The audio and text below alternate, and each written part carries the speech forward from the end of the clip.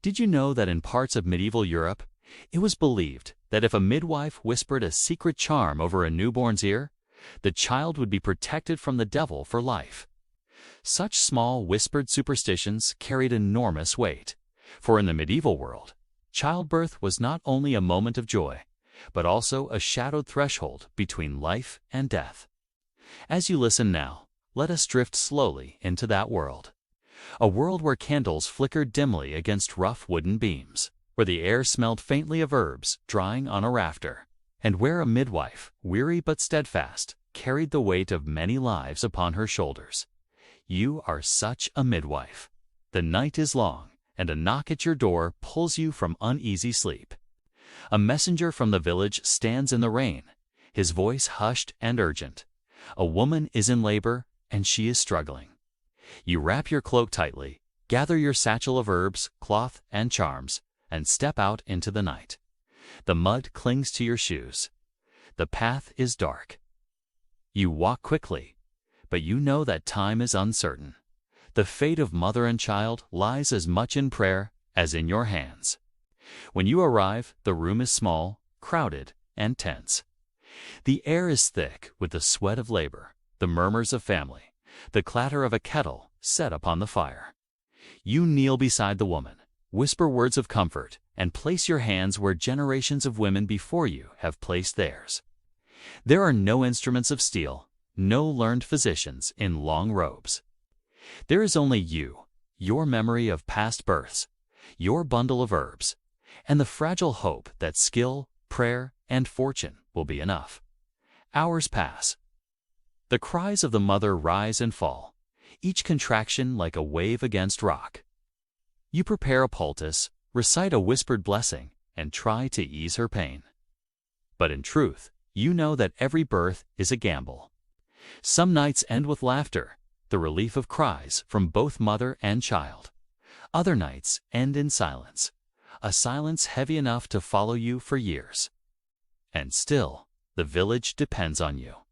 They call for you in storm and snow, at dawn and midnight. They thank you with bread, with a measure of grain, sometimes with nothing at all. And yet, if something goes wrong, they may whisper that you are cursed, or worse, that you consort with dark forces. The weight of suspicion rests on your shoulders, just as heavily as the trust placed in your hands. This is your life, day after day. The hidden labor of women who were neither noble nor poor, who lived in the in-between, respected and distrusted, vital and vulnerable, always present at life's threshold. Now, let us set aside this long, weary night and slowly walk into another story, one not of ordinary villagers, but of a world-shaking shadow that fell across every household, midwife or not.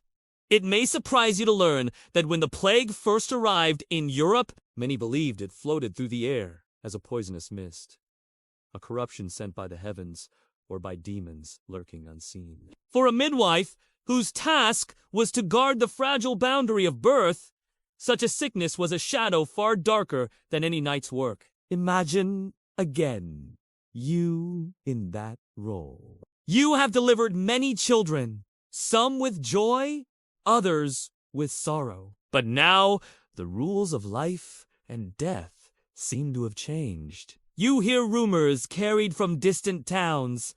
Whole families gone in a week, entire villages silenced, bells tolling until ropes frayed from use. And when the sickness finally comes to your own parish, it is as if the world itself has grown heavy with dread. One woman you attend is in labor. Her husband is pale, coughing in the corner, though he insists it is nothing. The child comes weakly, struggling for breath, while the mother's face burns with fever. You do all you can. The herbs, the cool claws, the whispered prayers. But the plague shows no mercy. Within days, both mother and father are gone. The child, swaddled and left to neighbors, does not survive the week. Such stories repeated endlessly. In London, chroniclers wrote of carts carrying the dead through the streets, while in Florence, Boccaccio described abandoned homes, locked doors, and silence where laughter once was. But for midwives, the loss was doubly cruel. You are meant to bring life, Yet in these years, every birth carried a shadow of death. The trust of the village frayed. Some accused midwives of spreading the sickness themselves, whispering of hidden sins or imagined poisons. Others begged you more desperately than ever, clinging to hope that your hands might defy what seemed inevitable. Through all of this, you endure. You still walk the dark paths. When a labor begins, you still keep your satchel of herbs, though their power feels feeble. You still whisper charms. Not because you fully believe, but because the women you serve need the comfort. And when the bells toll again, you bow your head and quietly prepare for the next call. The plague years passed, though never completely. The sickness returned in waves, like the tide. And yet, midwives remained, walking with quiet persistence through fire and silence. Never celebrated, rarely recorded, yet always essential. As we leave behind the terror of pestilence, let us turn now to something softer, to the strange blend of knowledge, belief, and mystery that midwives carried in their bundles. Herbs, charms, and whispered rites, half medicine, half magic, all woven into the fabric of medieval life. Did you know that in some medieval herbals, the mandrake root was drawn in the shape of a tiny human figure, and people believed it would scream if pulled from the ground? This curious blend of plant knowledge and superstition was part of the world you, as a midwife, inhabited every day. Your satchel is not filled with polished instruments or bottles of glass, but with humble bundles of leaves, roots, and powders.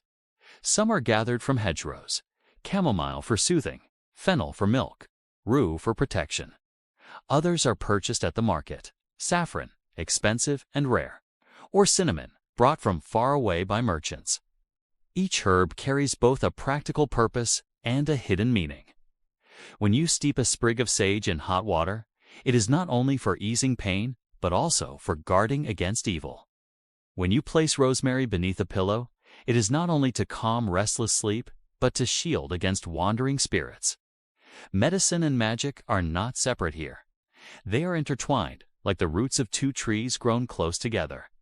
Archaeologists have found fragments of this world: a worn wooden spoon stained by herbal brews, a mortar chipped from years of grinding, a scrap of parchment marked with recipes in Latin, half scientific, half prayerful. In old churchyards, they have uncovered tiny cloth bundles tucked into graves, charms once carried in life, laid to rest with the dead. You, as a midwife, must know these recipes, these rituals, these secrets. You cannot read the great medical texts of learned scholars in distant universities. Those are written in Latin, meant for men. But you inherit knowledge through hands and memory, through whispered instruction passed from mother to daughter, mentor to apprentice. And yet, it is never certain. For every poultice that brings comfort, there is another that fails. For every birth eased, another ends in grief. And still, the village looks to you, believing you hold the balance of life in your worn and weathered hands. Even as suspicion grows, even as whispers of witchcraft follow you, people keep calling your name in the night. For when the time comes, when the cries of labor echo through the small timber-bird houses, they would rather place their hope in you, with your herbs, your prayers, and your quiet presence, than face the darkness alone. And as we linger among these herbs and whispers, let us now turn our eyes upward, away from the crowded huts and hidden charms, toward the halls of power. For while you work by candlelight, with sweat and soil upon your hands, noble women labor beneath painted ceilings, attended not only by midwives, but by learned physicians and the rarest of remedies. It may surprise you to learn that while most midwives worked with herbs gathered from fields and gardens, queens and noble women sometimes called upon physicians who prescribed ground pearls, crushed gemstones, or even gold dust as remedies. Such treatments were believed to balance the humors of the body, though in truth they offered little more than costly comfort. Let us step now into a noble chamber, far from the thatched cottages where you usually walk. Here, the walls are draped with rich tapestries, muffling the sound of labor within. The air smells not of smoke and sweat, but of beeswax candles and sweet herbs burned in brass censers. At the bedside lies a lady of rank, her attendants fanning her gently, whispering prayers and fetching water warmed in gilded basins. You are present. Perhaps. Midwives were often called even into noble houses, for no physician could match your practical knowledge of birth. But here you do not work alone. Physicians, learned in the writings of Galen and Avicenna, stand nearby in their long robes. Clergy murmur blessings, sprinkling holy water to ward off demons. And rare ingredients, carried from distant lands, are brought forth in tiny packets. Saffron to ease the womb, musk for strength, and powdered pearls to guard against fevers. The contrast is striking. In the village, a mother labors on a straw bed, clutching at the hands of her kin, soot and shadows all around. Here, in noble halls, the same cries of labor are softened by music played in the next chamber, by prayers chanted in measured tones, by silks and candles meant to hold back fear. And yet, despite all the wealth, the outcome is not so different. Even queens have died in childbirth. Even duchesses have lost children in their first breath. For no gilded chamber, no gemstone remedy. No learned physician could change the fragility of life in the Middle Ages. Still, the difference remains in memory. The noble woman's struggle is recorded in chronicles, in painted manuscripts, in lines of lament written by poets.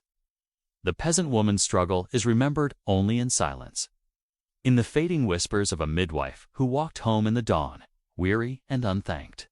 And so, as we draw this journey to a close, reflect on the quiet hands of those women, midwives whose names we do not know.